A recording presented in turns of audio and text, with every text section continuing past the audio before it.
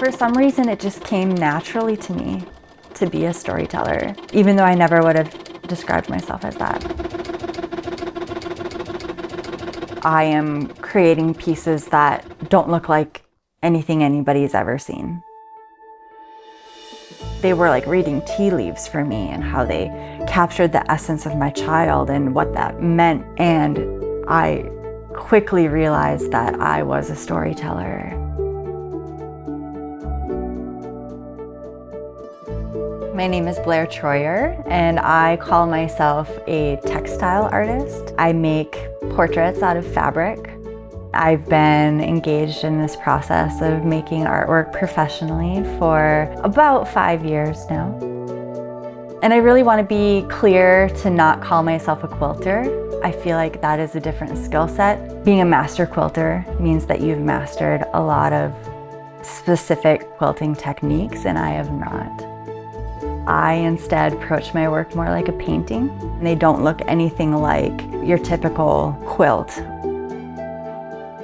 All of my children and my husband are Native American, and we have a ceremony that is the pinnacle experience of my children's spiritual life. For that ceremony, I'm required to make blankets as part of their offering. So it is the only contribution that I could make to this incredibly important spiritual journey that my children are on. And so after all of that production for ceremony was over, I decided to see what I was really made of with this work.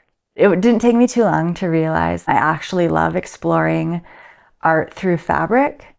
So to practice this craft, I did a portrait of each of my 9 children and my husband and myself. And that was my very first solo show.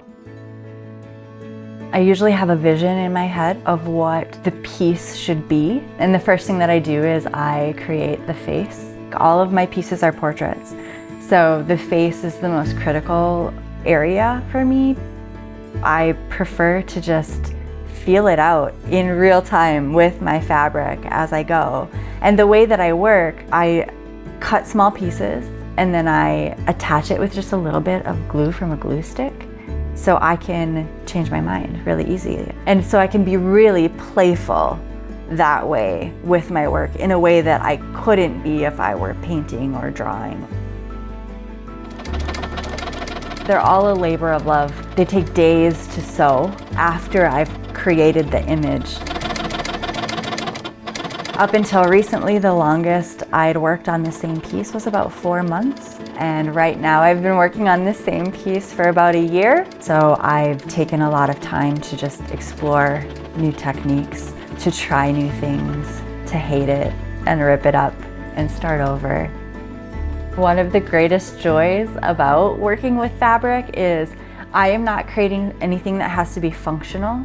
So I can pair fabrics together that do not belong. They have velvet, they have upholstery, they have my kids' old Halloween costumes cut up in there. Fabric brings out so much in me as I'm working that I don't think I would be able to connect to as readily with paint. A lot of my work ended up being a reflection on what life has been like for me as a white woman in a Native American family. What that has done is it has really made me analyze my worldview. Being confronted with a belief system that is not what I was raised in has forced me to ask myself questions about life and about how I see the world.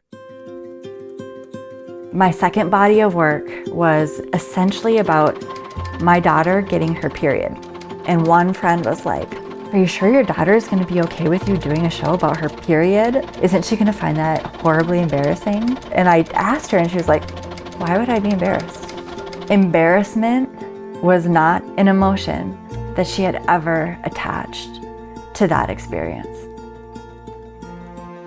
The reason I wanted to express that story through art is because she had an incredibly beautiful experience.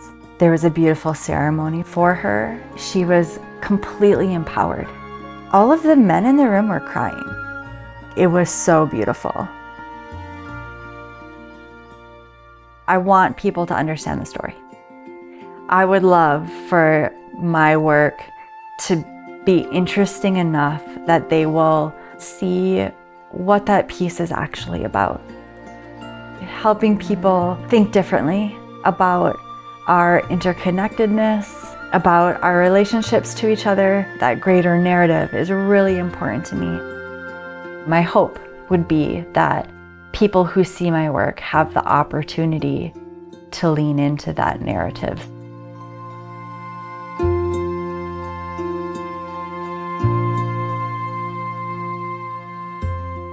Funded by the Minnesota Arts and Cultural Heritage Fund, with money from the vote of the people of Minnesota on November 4, 2008. And by the members of Prairie Public.